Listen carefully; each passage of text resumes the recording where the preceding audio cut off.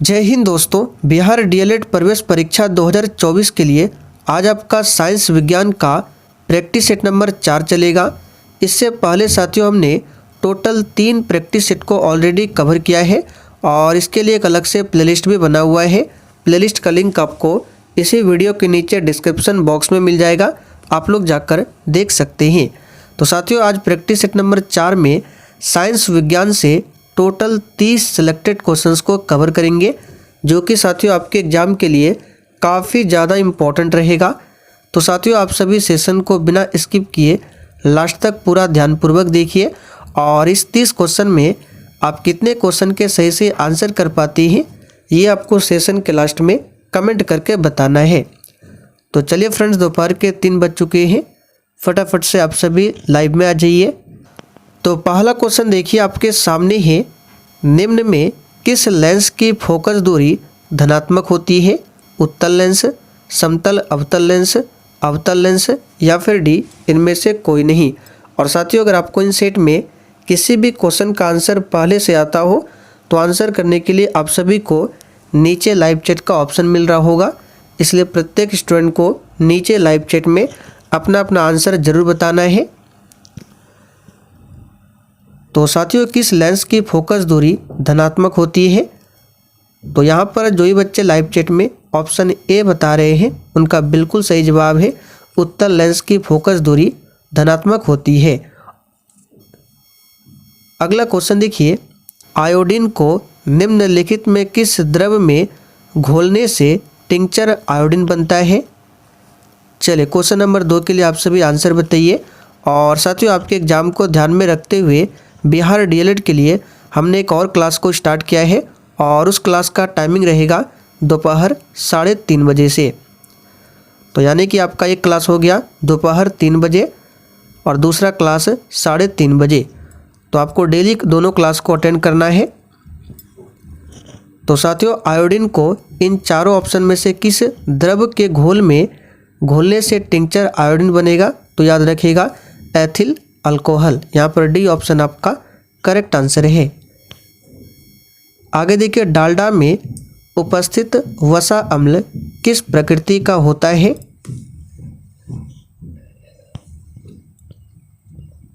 चलिए question number 3 के लिए आंसर बताइए।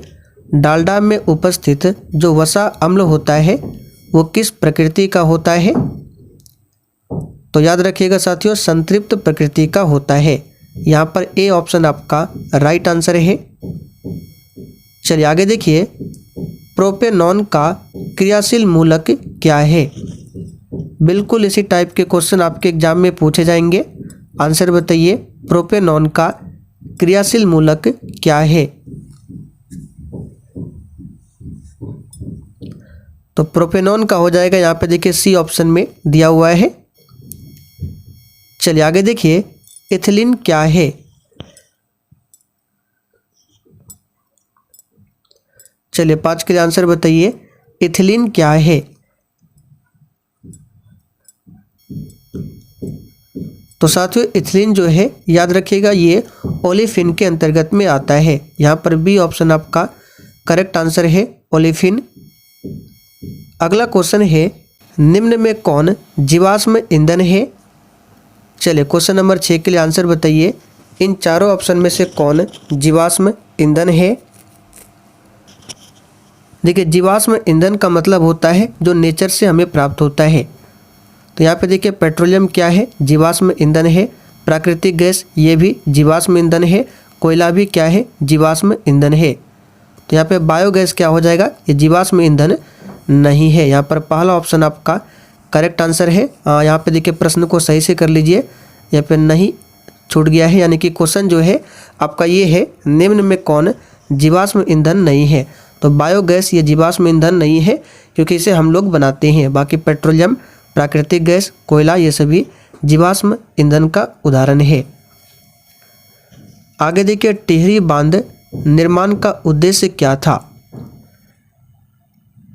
चलिए 7 के लिए आंसर बताइए। टिहरी बांध ये कहाँ पर है? उत्तराखंड में है। और इसके निर्माण का उद्देश्य क्या था? सही जवाब है इनमें से सभी, जल आपूर्ति, भूमि सिंचाई और बिजली उत्पादन, ये सभी इसका उद्देश्य था। आगे देखिए, निम्नलिखित में कौन सा तत्व आसानी से इलेक्ट्रॉन का त्याग नहीं कर सकता है? तो देखिए, जिस भी एलिमेंट के बाहरी सेल में 1 इलेक्ट्रॉन होगा, 2 इलेक्ट्रॉन होगा, 3 इलेक्ट्रॉन होगा, वो आसानी से त्याग करेगा। लेकिन जिस एलिमेंट के बाहरी सेल में 5 इलेक्ट्रॉन होगा, 6 होगा, 7 होगा, वो आसानी से त्याग नहीं करेगा। तो सोडियम की बात करें तो इसका होता है 2, 8, 1। तो बाहरी सेल में देखिए यहाँ पे क्या है, 1 इलेक्ट्रॉन है, यानी कि आसानी से त्याग कर सकता है। लेकिन यहाँ पे पूछा है नहीं कर सकता है, तो आंसर जो हो जाएगा आपका फ्लोरीन हो जाएगा। मैग्नीशियम का 12 होता है, इसका इलेक्ट्रॉनिक विन्यास 2, 8, 2। देख सकते हैं बाहरी सेल में 2 है, यानी कि आसानी से कर सकता है। तो ऑप्शन के अकॉर्डिंग चलना है। फ्लोरीन ही इन चारों ऑप्शन में से एकमात्र तत्व है जो आसानी से इलेक्ट्रॉन का त्याग नहीं करेगा। बाकी फेरस, मैग्नीशियम, सोडियम ये सभी करेगा। कमरे के ताप पर द्रव अवस्था में रहने वाली अधातु कौन सी है?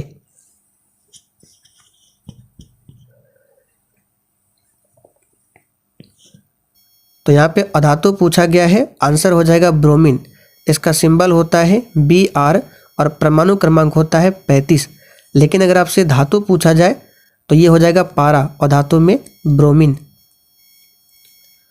आवर्त सारणी में आवर्तों की संख्या कितनी होती है?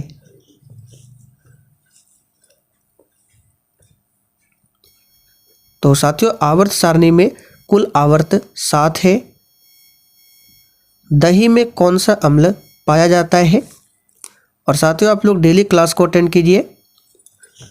चलिए आंसर बताइए, दही में कौन सा अम्ल पाया जाता है? तो याद रखिएगा, दही में लैक्टिक एसिड पाया जाता है। फॉर्मिक अम्ल चींटी के डंक में पाया जाता है।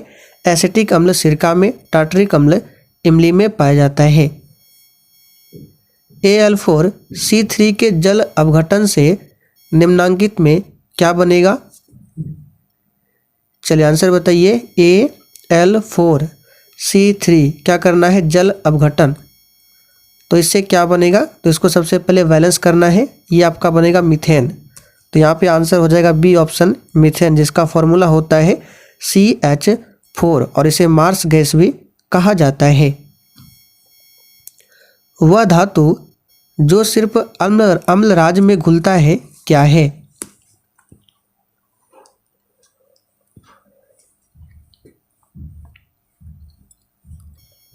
तो साथियों, उस धातु का नाम क्या है जो सिर्फ अम्लराज में ही घुलता है? उस धातु का नाम है सोना, जिसका सिंबल होता है Au, यानी कि गोल्ड।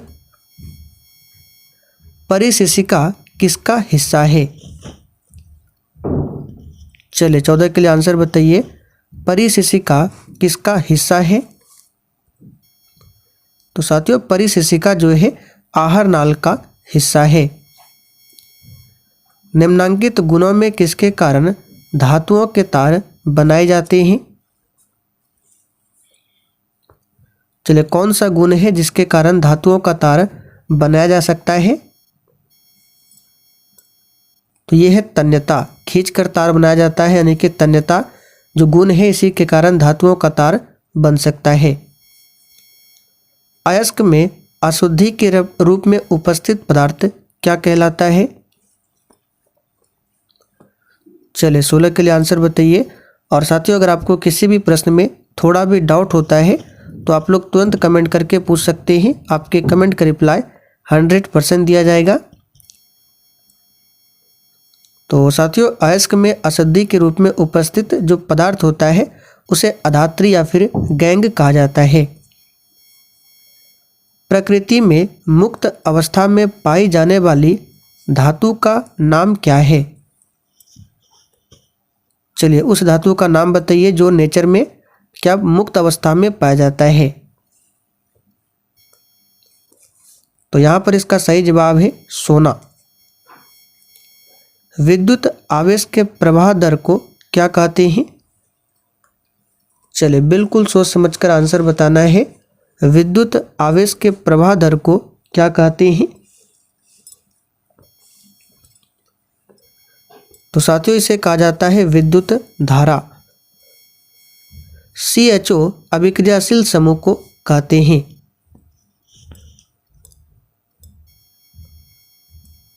तो सिंगल बॉन्ड CHO क्या है? सिंपल सा क्वेश्चन है, ये हो जाएगा आपका ऑप्शन 19 का, यहाँ पे हो जाएगा C, एल्डिहाइड समूह है।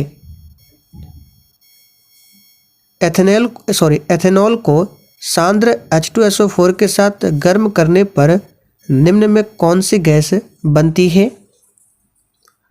इस तरह के क्वेश्चन भी एग्जाम में पूछा जाता है। आंसर बताइए।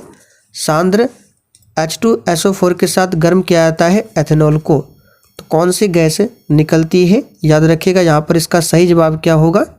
इसका सही जवाब है 20 का option C, C2H6। Zinc blende निम्नांकित में किस धातु का अयस्क है? देखिए, एक होता है पिंच ब्लेंड जो कि यूरेनियम का ये क्या है? अयस्क है। और जिंक ब्लेंड किस धातु का अयस्क है? इसका सही जवाब है जिंक यानी Zn का। आवर्त सारणी के किसी आवर्त के तत्वों में कौन सा गुण समान होता है? चलिए, क्वेश्चन नंबर 22 के लिए आंसर बताइए। ये क्वेश्चन एग्जाम के लिए इम्पोर्टेंट बन सकता है, इसको अभी याद कर लीजिए। तो साथियों, आवर्त सारणी के किसी आवर्त के तत्वों में कौन सा गुण समान होता है? तो यहाँ पर इसका सही जवाब है कक्षा की संख्या इसमें समान होता है। अभिक्रिया CaO प्लस H2O, यहाँ पे क्या बन रहा है? CaOH2 किस प्रकार की अभिक्रिया है? थोड़ा सा दिमाग लगाइए, बहुत ही सिंपल सा क्वेश्चन है। यहाँ पे देखिए क्या है? CaO कैल्शियम ऑक्साइड और यहाँ पे वाटर है, दोनों अलग अलग है, और यहाँ पे दोनों क्या है? एक साथ मिल गया, तो यहाँ पे हो जाएगा संयोजन अभिक्रिया, जो कि बी ऑप्शन में दिया हुआ है। तो याद रखिएगा कौन सी अभिक्रिया है? संयोजन अभिक्रिया है। किस प्रकार के श्वसन में अधिक ऊर्जा मुक्त होती है?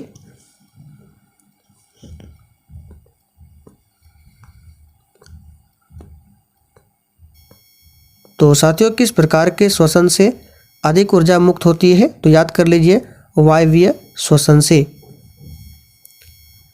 मानव में नर जनन ग्रंथि कहलाती है?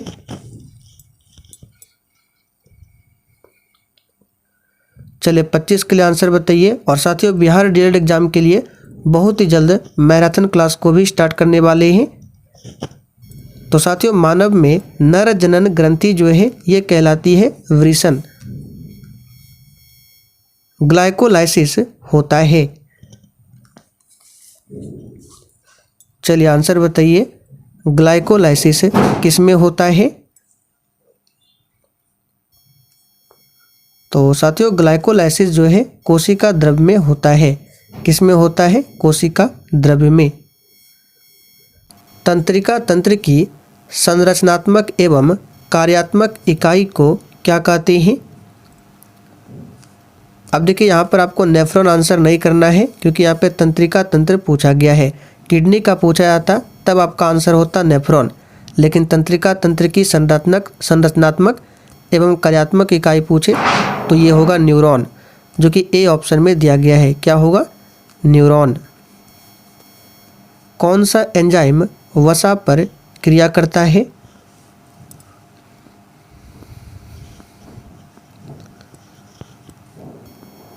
तो साथियों, कौन सा एंजाइम है जो वसा पर क्रिया करता है? याद रखिएगा, लाइपेज। संतृप्त हाइड्रोकार्बन श्रेणी के सदस्यों को क्या कहते हैं? चलिए, और जिन्होंने अभी तक सेशन को लाइक नहीं किया है, फटाफट से आप सभी सेशन को लाइक कर दीजिए। तो साथियों, संतृप्त हाइड्रोकार्बन श्रेणी के सदस्यों को कहा जाता है क्या? तो याद रखिएगा, इसका सही जवाब है ऑप्शन सी, एल्केन कहा जाता है। आप लोग कमेंट करके बताइए, एल्केन का सामान्य सूत्र क्या होता है? मेंडलीव द्वारा छोड़े गए आवर्त सारणी के रिक्त स्थानों में बाद में निम्नलिखित में कौन सा तत्व पदस्थापित किया गया?